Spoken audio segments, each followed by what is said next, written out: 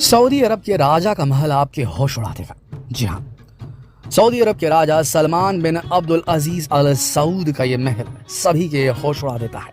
यहाँ तक कि बकिंघम पैलेस भी इस महल के सामने कुछ भी नहीं टिकता भैया, दिखता ही नहीं, टिकता ही नहीं। सऊदी अरब के राजा सलमान बिन अब्दुल अजीज अल सऊद अब्दुल अजीज के बेटे हैं। शुरुआत में रियाद के डिप्टी गवर्नर थे, इसके बाद रियाद के गवर्नर बने, फिर इन्होंने करीब 48 सालों तक इस पद पर काम किया। इसके बाद रियाद के डिफेंस मिनिस्टर बनाए गए और 2012 में इन्हें क्राउन प्रिंस का दर्जा दे दिया गया। लेकिन आखिरकार अपने भाई किंग अब्दुल्लाह के देहांत के बाद 2015 में इन्हें राजा घोषित कर दिया गया और तब से लेकर अब तक ये सऊदी के राजा हैं भैया।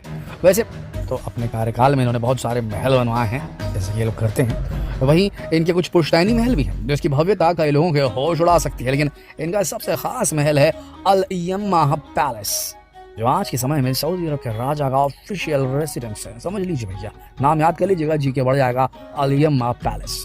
ये महल रियाद के दक्षिणी क्षेत्र में स्थित है, जिसकी सुंदरता और भव्यता को देखकर हर कोई हैरान रह जाता है। पूरे के पूरे महल की फर्श इटालियन मार्बल से बनी हुई है। वहीं इसकी दीवारों पर और इसकी छत पर खूबसूरत नक्काशी बनाई गई है। हर हफ्ते सऊदी अरब के राजा मोहम्मद सलमान इस बिल्डिंग में अपनी आधिकारिक मीटिंग रखते हैं और विदेशों से आए अपने मेहमानों को इसी महल में रुकवाते हैं। कहा जाता है कि महल इतनी बड़ी जगह में बना हुआ है कि इस महल में करीब 4 फुटबॉल स्टेडियम समा सकते हैं। भैया 4 फुटबॉल स्टेडियम, क्या जगह है, मतलब शान शौकत हो तो ऐसी।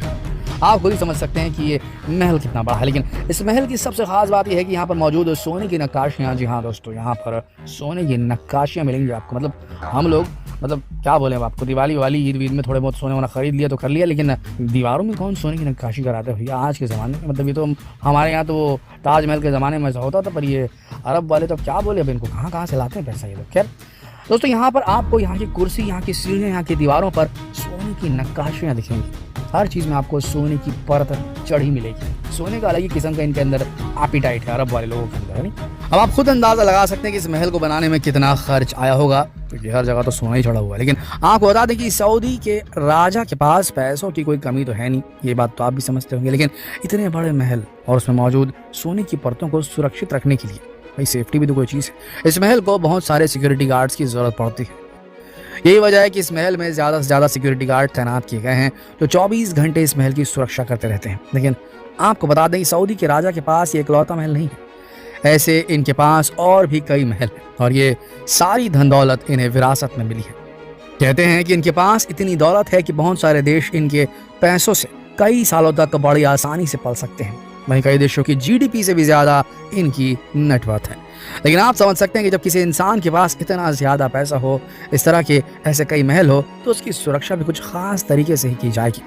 कहा जाता है कि सऊदी के राजा सलमान जब कभी भी बाहर जाते हैं तो कभी भी वो बाहर का खाना नहीं खाते, बल्कि सारा का सारा खाना उनके देश से ही आता है।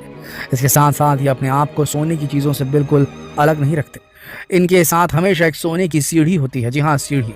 जब कभी भी अपने प्लेन से उतरते हैं तो इसी सीढ़ी का इस्तेमाल करते हैं, या किसी ऊंची जगह पर चढ़ना हो तब भी ये इसी सोने की सीढ़ी का इस्तेमाल करते हैं। इस तरह इनके पास रियाद में एक और खूबसूरत महल है जिसका नाम है अल औजा पैलेस। सऊदी के राजा का यह ऐसा महल है जहाँ की दीवारों पर इनका इतिहास देखने को मिलता है, क्योंकि इन दीवारों पर इनकी पीढ़ियों की प्राचीन तस्वीरें लगी हुई हैं जो इनके इतिहास को बयां करती है। अगर पूरे सऊदी परिवार के नेटवर्थ की बात की जाए तो इसका अनुमान लगाना बेहद मुश्किल है, लेकिन ऐसा कहा जाता है कि पूरे शाही परिवार का नेटवर्थ अगर लिया जाए तो 1.4 ट्रिलियन US$ के करीब है।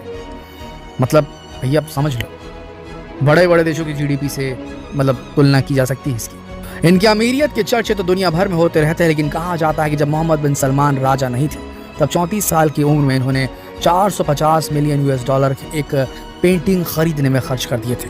ये पेंटिंग लियोनार्डो डा विंची की 500 साल पुरानी पेंटिंग थी, जिसमें जीसस क्राइस्ट का चित्र बना हुआ था।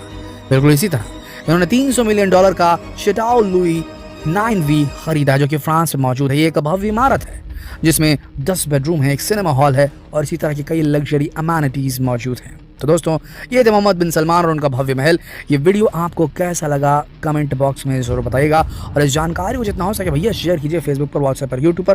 भैया लोगों को बताइए कि अरब वालों के पास कितना सोना होना है, क्या करते हैं, मतलब कहाँ से कैसे इतने सक्सेसफुल हो गए। हमारा भारत कहाँ है भैया, क्या कर रहे हो तुम लोग, कुछ करो यार।